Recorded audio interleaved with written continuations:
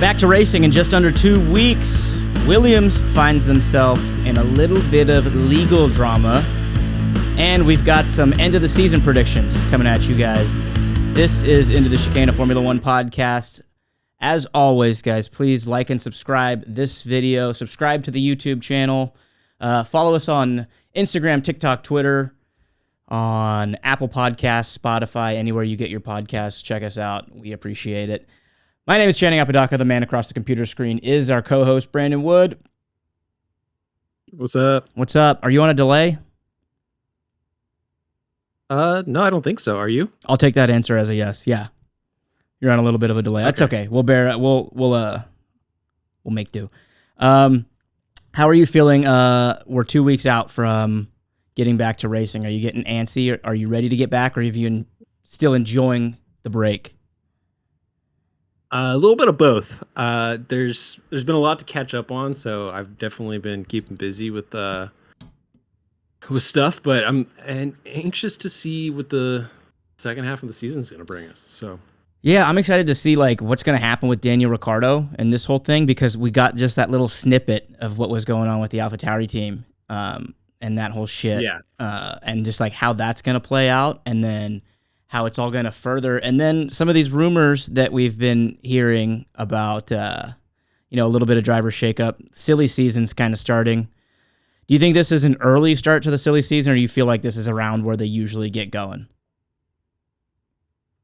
I feel like this is usually when we start hearing about rumblings of things, but like we've noted earlier, it feels like this entire year has been silly season. Like I don't think there's been too many weekends where we haven't heard some sort of news about potential things happening for people switching teams or new drivers coming into the series, stuff like that. So yeah, the whole season felt like just one big rumor mill, which I'm all for. That's why I fucking watch sports. I was talking to a dude last night at the Comedy Store, and I was like, I could listen to sports pods all day and just be a complete waste of space, just consuming sports rumors all day long, whether it be the NHL, F1, or sports I don't even like. Like last night I heard that Justin Carr went to the New Orleans Saints, and I was like, from the Raiders? And I was like, well, I don't even give a shit about baseball. Why the fuck do I care? But it's not even baseball. Or football, I mean. See? That's how little I give a shit. That's how little I care. But just, I don't know, something about the movement of it, the art of the deal, that whole thing. I love it. It's all very fun to talk about. Yeah. It's all very fun. That's almost as, it's as much action as sports in general. So do you want to get the legality shit out of the way? This is a big story. I just forced you to trim it down a little bit.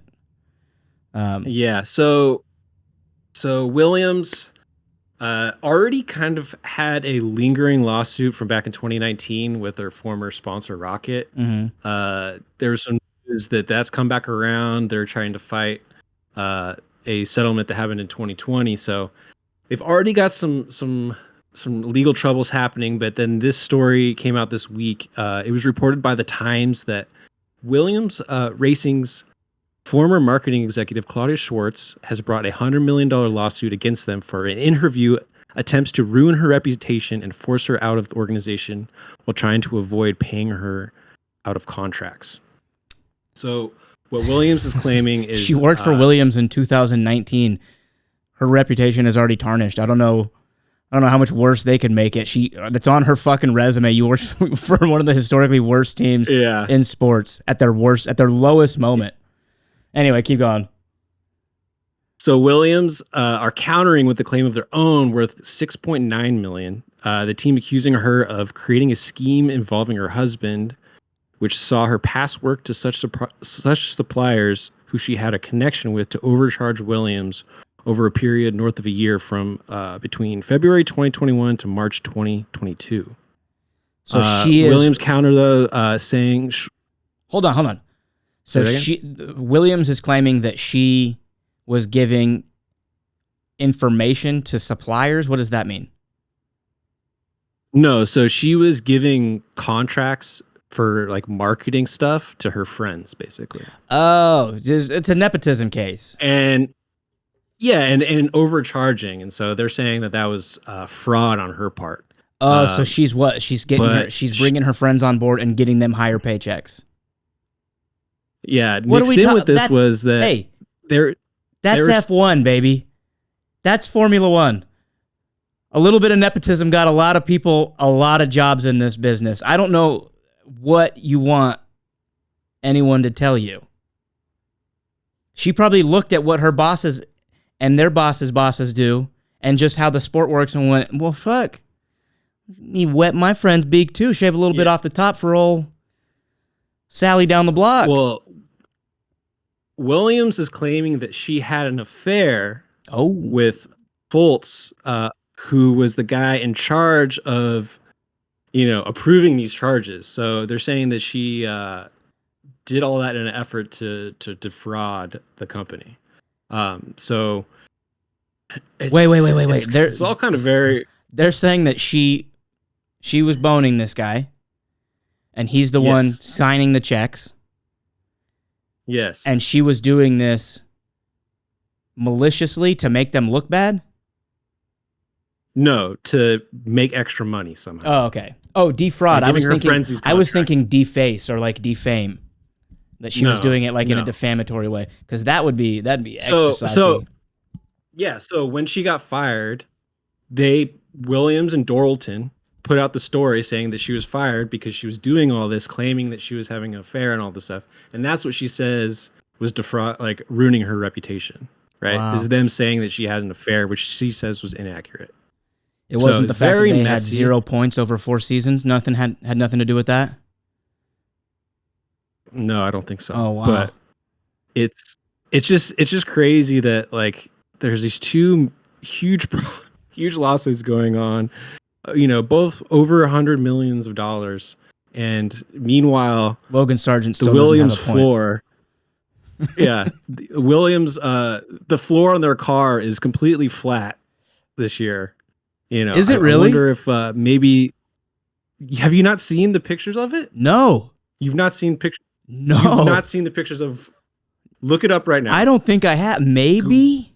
All right. Keep going. Look on Google. So they're spending all this money. I'm saying, all this privately funded money. They're a privateer team. They don't have any big name sponsorship attached to them. They're an independently run team, and all their money is Doralton. Well, all right. Doralton, Duracell, they have sponsors, but not big time. I guess Doralton now is their title sponsor. Yeah, that's true. I guess they're not an independent team anymore. What am I looking up? Williams. What's the number? FW. I'll just put floorboard. 2023. There we go. Has it been this the whole season? Yes. A floor mat came up, just a plain black floor mat. You're not gonna be able to see it. Yeah, that's basically what the underfloor looks like. So team like Williams, they're gonna be constantly plagued with this kind of crap. It's basically being caused by their upper management structure. I don't know. It just doesn't really make me feel good about their current management. They've been making some good decisions and getting James Foltz in there and signing Alex, and they're making steps in the right direction. But when this stuff is going on, it really makes me question what they're going to be capable of over the next 5 years. All right, I found it. Wow. Yeah, I mean, there's some angles to it, but it's almost flush. It's almost just like the seating pod that kind of dips lower, and then it gets into the wood paneling. It's completely flat. It looks like a toy version of an F1 car, where you wouldn't put any actual design down there. It's the Ken doll. It's Ken's dick of F1 cars. You lift up, you undress him, and he's got nothing down there. Nothing there. So that is interesting, because if you remember a couple weeks ago when I was spitting out rumors, and I was talking about the rumor of Alex Albon to Ferrari, and we kind of poo-pooed it because the sexy idea of Alex Albon being the number one driver at a team on the up and up. If Alex Albon is looking at this shit and he's going, I am probably the second hottest commodity in F1 right now outside of anyone named Max Verstappen. I think you could argue that. I think number one would be Oscar Piastri. Maybe you might say Lando Norris because he's a little bit more of a free agent, but Alex Albon, people are going to be coming after him, and if this shit is going down, they're spending $100 million losing a lawsuit to fucking some chick who's boning her boss. Things are in shambles over there at Williams. Yeah, I mean, also, it is funny to me that this person is claiming $100 million of damages. It's like, what was she getting paid while she was there? Yeah, you know what holy I mean? It's shit. And like, how much are the teams spending on like marketing executives? I wonder if that's just all like part of the libel side of the case. I get right. Isn't that what you would call it? Libel slander. Yeah. Just like the reputation-based shit. There's no way they're paying... Dude, I've met people who work at Williams. I met a couple of those guys in my terminal at Austin Bergstrom Airport in Texas, and I can tell you, based solely on the shoes they were wearing, that they weren't making anywhere near what she was wearing. And they were part of the actual team. They were fucking tires and telemetry. Right? I mean, this is not... solely like Formula One problem. This happens in a lot of different aspects of just life. So it's kind of frustrating, but yeah, I'd love to see them spend some of the money on the mechanics, get them some new shoes. There we go. And they're trying to only get back $6.9 million in the lawsuit. What do you make of that? Because her on her end of things, she's got this big ask, and they're countersuing for a fraction of that. Yeah, I mean, they're just trying to get back what they claim to have lost. But I don't know. It does seem weird. It does seem like a big risk for her to sue for that much and not have something to really base it on. Yeah. So I don't know. They would have to prove, dude, that she was getting kickbacks or something like that. So I don't know. I'm sure they can do a deep dive into where you follow the money trail. That's what I've always heard. I don't know. Yeah, I've never had enough money to make a trail out of it, so I couldn't tell you. But in all the whole world of everything going on with F1 and the media surrounding it, there's a new movie coming out. Apple TV has a TV show coming out. Dude, this is the succession of F1. Somebody needs to grab this story and just put that shit on HBO. Doesn't even have to be a big sports story. Like that TV show Ballers. I think that had to do with basketball, but it was like the business of basketball. Bam, there's your fucking script right there. Go ahead, write it. This would be a great season 1 plot line for the series. 100%. All right, what next? I think we can bump over to silly season. Let's do it. So staying on Williams for the time being, there is word bouncing around that if Logan Sargent does not shape up by the end of the year, our friend Mick Schumacher could be back in his seat for 2024. I've heard that. He's repped by Toto Wolff, is he not?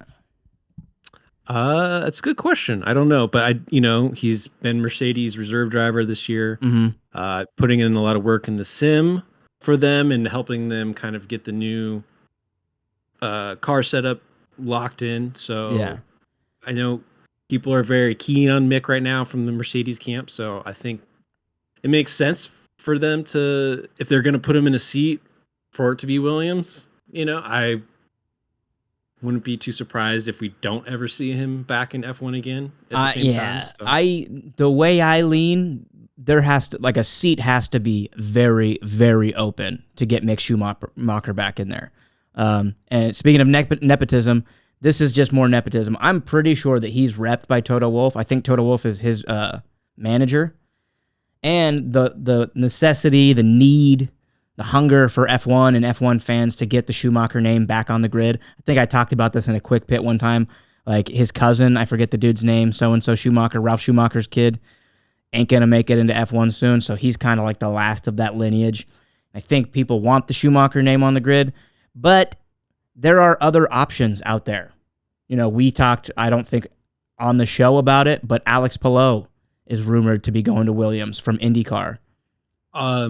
So that was the big rumor this week, but what I saw was a little bit more clarification. The big story was that he told McLaren that he wasn't going to be honoring their contract for 2024. Mm-hmm.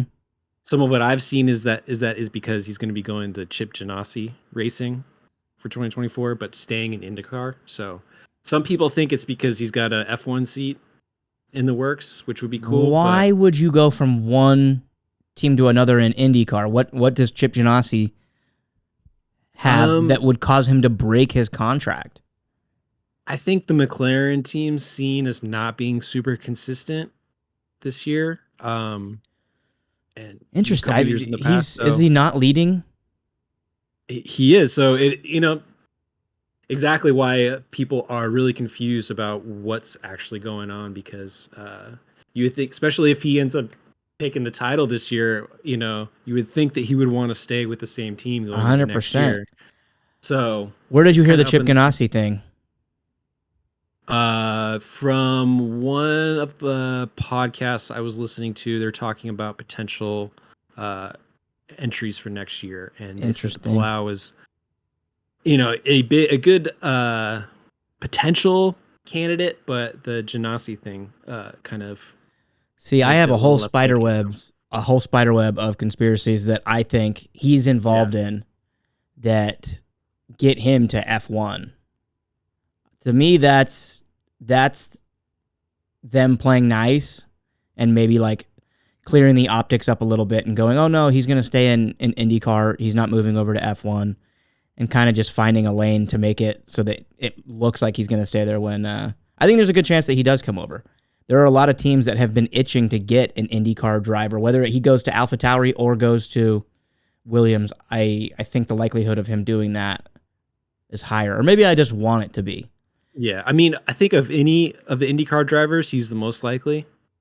Yeah. So when he did the practice session test for McLaren that was last year, it was at Barcelona, I think it was. I think it was him and Pato did.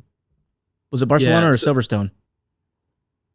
I think he was in Barcelona. I think Palou was in Barcelona. He was 0.3 off of Lando on the same tire. Oh, wow. So showing a lot of great potential, because, there's a big difference between IndyCar and F1, like big the way time. the cars handle and everything. So, oh yeah, those skills aren't always easily translatable. So for him, showing that kind of pace, it kind of got a lot of people's attention, I think. So I don't know. I think he's the highest. I'll spin the yarn. I think there's a good chance that Carlos Sainz is bought out of his contract. If not this year, then he walks at the end of his contract next year. He goes to Audi. Alex Albon fills in for him at Ferrari. No longer wants to be the fresh face of the Williams racing team. And one of Alex Palou, Colton Herta, Pato O'Ward goes to Williams, or Lando Norris signs with Red Bull. Alex Palou continues his relationship with the McLaren family, goes over to McLaren F1 from Arrow McLaren IndyCar.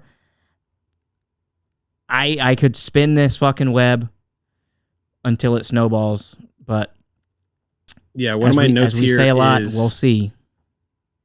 One of my notes here is that there are rumors that Carlos Sainz already has a pre-contract agreement with Audi. Yeah. Although his camp denies this, which doesn't really mean anything. Doesn't mean shit. It does not mean anything in F1. Yeah. I think they could have a handshake agreement. What do you call that? A gentleman's agreement they could have. And Ferrari knows about it, so why not buy him out now? Leave Carlos Sainz without a seat for next year. He's not, I love Carlos. I think he's driving his ass off. I think he's, last year he just lost out to Chuck. Year before that, he beat him. I think he's got a good chance of beating him this year. 12 races go his way. Easy win for him. Teammate versus teammate this season. Yeah. But what does he really offer them? He's not like a world beater of a driver. They're more than likely going to keep him in their 2 spot. So why not buy him out? Yeah, I mean, there was word that he got a couple different offers, both of which were not high-level teams. So I think Carlos's options are limited. I say for Carlos, why not get bought out this year or walk? Do whatever you got to do to nullify your contract. It can be a mutual agreement or not, and go to Alfa Romeo. They've already said that they're committed to Zhou Guanyu. I think Valtteri Bottas can bow out at the end of this season gracefully. Valtteri has a deal until end of next year, I think, and then. But if they want to buy him out, but just to get him, I mean, maybe I'm using these buyouts way too loose, but I mean, we saw what last year showed us is that literally anything's up for grabs. Anything's on the table. They can do whatever they want with their money, and the FIA doesn't really seem to give a shit. But why not get Carlos Sainz in that seat before you guys do the turnover? Get him in there for 24 or 25, and then in 26, when Audi comes along, you have a number one driver in Carlos Sainz. Yeah, I mean, technically he still has a contract with Ferrari, so maybe they just This is all saying if there's buyouts available. Yeah. And teams are willing to do it. Here's the thing. So we had heard this a little while back that Ferrari was making attempts to sign Lewis Hamilton. We heard this week from people at Ferrari that say that they did actually offer Lewis a deal, which he politely said no, thank you. Wow. So they were. When was this offered? There. See, I'm telling you, Ferrari's been making phone calls. Yeah, I think it was this year. Because wow, it was maybe a month or two ago that we saw those rumors first pop up. That So if they're willing to get Lewis Hamilton, then who are they trying to replace? Are they trying to replace Charles Leclerc? Or are they trying to replace Carlos Sainz? To me, they would choose to replace Carlos over Chuck. I mean, it just, even though they claim that there's no number one driver at that team, it's obvious that. What does that say to Charles Leclerc though? If you bring in Lewis fucking Hamilton to the team, you're telling your guy, the guy that you have raised in this sport, that he doesn't have it, and we got to bring in the greatest of all time to show him how to do it and to bring our team out. Pressure's on. Yeah. Or I mean, you bring in that old vet, that wily old veteran, to just light a fire under his ass. Maybe that's what Chuck needs. Who knows? Honestly, they probably didn't even think that far ahead. They probably just said, "Hey, let's see what Lewis says if we offer him a contract, and then we'll figure it all out from there." That does seem to be the way that they operate. Let's just see how this goes. Let's leave our wheel gun in the middle of the road, see how that goes. So, next year, Haas will be sponsored by Alfa Romeo. Potential 2-year deal starting next year. The rumor is $20 million a year. This will be adding to. Wow. So Alfa Romeo is going to have their hand in two teams because their Sauber deal. Well, they're not. Oh, that's right. Wait, they're going back to Sauber. It's going to be Sauber next year. Yeah. Not Alfa Romeo. I don't know. They could have a different title sponsor, something. But Alfa Romeo will be sponsoring Haas. So this will be great for the Haas team. Yeah, that's a lot of money. Yeah, a good title sponsor like this would be great for them, and happy to see what they'll do with it. That might be the sexiest looking car on the grid next year. You know how I felt about the Haas car going into this season. I've always loved the Alfa Romeo red and black. That could be a good looking baby right now. My boy. So we had also talked previously about AlphaTauri's rebrand for next year. Mm-hmm. So they're apparently in talks with Hugo Boss. Yeah. For their title sponsor, and the potential name for the team that's been thrown out there is Hugo Boss Bulls. There's no way. Where did you hear that? That's the name that was put out there in a lot of the articles that were reporting on this. Of course, it's not official yet, so nobody can really. I hope they do it because that is so fucking stupid. That is the stupidest thing. It's the dumbest name I've ever heard. I played on a soccer team called the Blue Tornadoes when I was 9 years old, and that it lines up with that. I feel like that's the name they put out there just to fuck with everybody, just to confuse them. I hope so, because that's retarded. What are they gonna go with though? Like, because you have to imagine like Hugo Boss is gonna want their name in it. Just go with Boss F1 or HB F1. Yeah. Don't do Hugo Boss. Hugo Boss Red Bull. No, because Red Bull can't have their name on two cars. Toro Basso? Huh? That's good. I'd sign it. All right. I'd wear some Toro Basso gear. So with Alpine recently nixing their team principal Otmar Safnauer, rumor is our old friend Mattia Binotto coming back as team principal for Alpine, potentially this year, maybe next year. I don't know, but I wonder if they're gonna just go principal list for the remainder of this season. I don't know how. What is that team supposed to do right now? I mean, dude, I don't know. But the thing is, nobody cares. Nobody cares. Even Alpine within their own garage, they're like, who cares? We're Alpine. It doesn't matter. Yeah, Pierre and Esteban, I don't think care. They're just going to show up and just do their thing. Yeah, I mean, it does prove that Mattia Binotto wasn't the problem at Ferrari because they're not doing better. And if another team is willing to look at him and give him a shot, he couldn't have been that bad, right? They have to know things that we don't within the paddock. Yeah, but I feel like if you're Mattia's shoes and knowing what his experience at Ferrari was like, I feel that going to Alpine is going to be very much the same in that you're going to have a lot of people telling you what to do and not giving you a whole lot of control over the situation and just setting him up for failure. A lot of micromanagement, especially with the way that CEO over there has been operating. What's his name?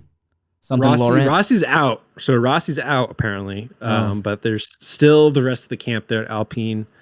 All right, it's like, I don't know if it's like the Renault people that are in charge of all that. That's making it more difficult. But I just had the funniest thought though. So Pierre Gasly decides to leave AlphaTauri to go over to be part of the all-French union over at Alpine. Alpine takes an absolute shit the whole season has just been a dumpster fire for them. Their entire franchise flipped upside down. They don't even have a team principal right now. The CEO is fired. Nobody knows what's going on. They don't have a single fan. And then we come to find out that next year AlphaTauri is going to be driving the fastest car ever made. Yeah. They're just going to be driving the Red Bull of this year or of last. I don't even remember which one they're going to be using, but God, what a slap in the face of Pierre. He's got to be kicking himself. I think he wants to stay away as far away from Red Bull as possible, though. I feel like he's got bad. I'm sure most people want to stay away from Red Bull. It's got to be a toxic environment, but they're also the greatest in the game right now. And for the foreseeable future, Helmut Marko says that their 2026 engine with Ford is leaps and bounds above the rest of the competition. But that could just be in development right now is I think specifically what he's saying, but we'll see.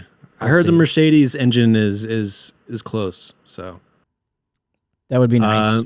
That would make the grid a lot more competitive because they're powering a lot of cars.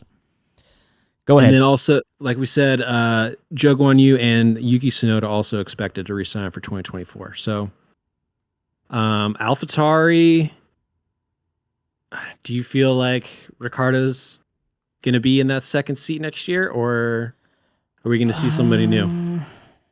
Man, is it all going to depend on how he finishes out this year? At least for the next few races, I'm going to hold on to what I've been saying and say that he's just there to see how Yuki's actually doing. Okay. I don't think that he's there for the long term unless he really puts in a world beater of a second half of the season and then maybe he gets Checo's seat. But I don't see him staying at AlphaTauri past this year. And if AlphaTauri's smart and doesn't want to and actually wants to make ripples, then they'll go with a young driver or an IndyCar driver. If they want to do the right thing at Red Bull Racing and put somebody new on the grid, which is the right thing to do, go with Liam Lawson, Ayumi Iwasa, Alex Palou, Colton Herta, one of those guys, then yes, Daniel Ricciardo's gone. If they want to stay fucking same old same, then they give Daniel Ricciardo a 1 year deal, which is boring. What would you do? I would put one of those four guys. I think Ayumi Iwasa would be my last choice. Okay. But I would probably go with Liam Lawson or Alex Palou. I'd love to see Colton Herta, but that's just being a homer because he grew up 30 minutes away from us. Probably. It's probably gone. I still want it though. I'm a homer. I don't know what to tell you. I would put Lawson in there. Yeah. He might be the most ready out of the two, but until we get a better look at Alex Palou, a little bit more of a driver's test. Yeah. But yeah, Liam Lawson's probably the one. Okay. Well, this leads us to my first prediction that I wanted to do for the end of the year. Okay. So these are end of the season predictions, right? Yeah. So this is kind of what we think is going to be happening by the end of the year. My first one, I think Yuki is going to destroy Daniel Ricciardo for the rest of the year. What is destroy? 5 points? I mean, let's not even do points, but like, how about number of positions that he finishes ahead of him? So if you were to calculate, there's 12 races, and you were to say that he finishes ahead, like 5 positions ahead of Daniel Ricciardo on average, then you do 5 times 12. So 12, 24, 36, 48, 60. So give me like a number of how many positions you think he's going to finish above Daniel Ricciardo. I'd say 40 to 60 range. I feel like he's going to average at least 3 spots better than Danny, 3 to 4 spots better than Danny through the rest of the year. I think he's going to do better than him in all the qualifying. Maybe there'll probably be a qualifying here and there, but I think on average he's going to be faster than him in qualifying. And I think Daniel's going to kind of struggle. Okay. I can 100% see that. The Daniel struggling. I don't know if Yuki's going to outperform him that much, but I'd be down to see it. I'm going to say my first one is going to be... Give me 1 sec. I want to look at something. Okay.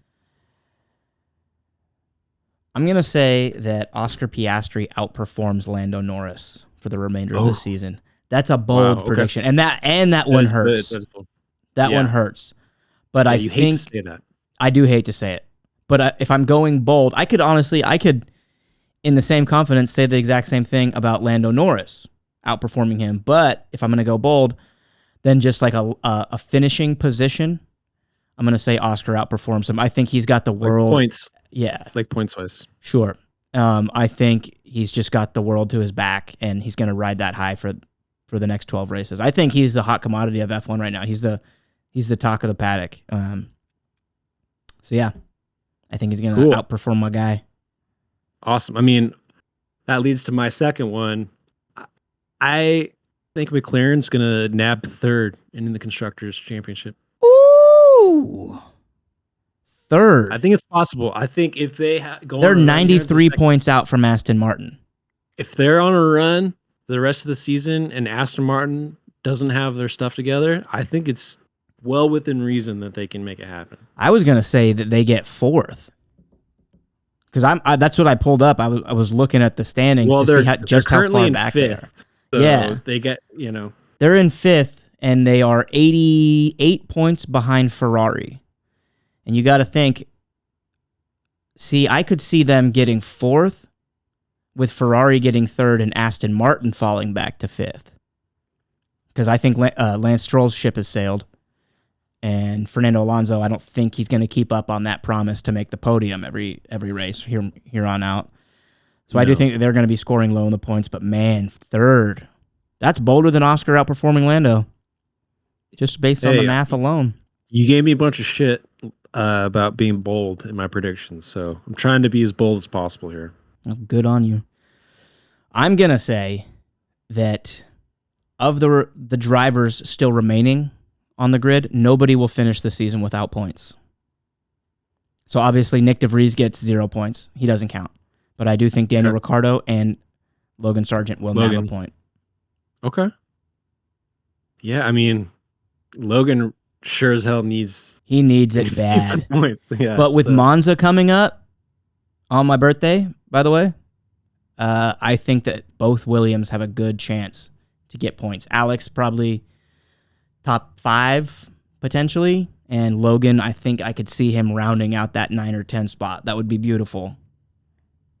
Okay. Alrighty, should I go to my last one then? Yeah, do it. This one is kind of tough for me. I could have gone either way with it. I think Red Bull will not get their perfect season this year. I was thinking the same thing. I think they're going to lose at least one race. And I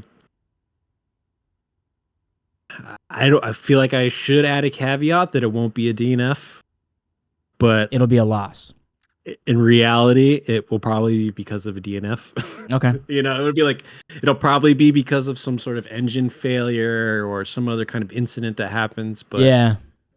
Just straight up them losing a race, Straight up. hard pressed, but I think it's possible. So cool. Then I'll just play devil's advocate and say that Red Bull will get their perfect season. Okay. Fuck it. I'm with it. I was gonna go with a driver movement for my third one, but what is that? I was just gonna say that that we'll see a driver with a contract for next year leave his team early during the silly season, a la Carlos Sainz or something like that. But let's. You're saying they will announce like a team switch before the end of the year? Yeah. Is that what you're saying? Yeah. But that's more silly season talk than like actual on track predictions. So yeah, I'll go with Red Bull's perfect season. Okay, cool. Word. So cool. Is there anything else you wanted to touch on? I don't think so. I think that's about everything. What about you? Yeah, I feel like that's most of what's interesting going on right now. So, all right. But we'll do hopefully some more live stream stuff. Try to get you Chan on there with me, and we'll watch there's been a bunch of races uploaded from like 2001, 2000. It might be fun. So Schumacher dominance era. Yeah. So nice. Yeah, we'll do that, and then we have some fun shit around the corner for everybody. Some strictly entertainment-based F1 shenanigans, and then we'll be back with Zandvoort pre-race. Let's do it. How's that sound, Papi? I'm with it. All right. I'll catch you later, my boy. This has been Into the Chicane, a Formula One podcast. We will see you guys next time. Peace.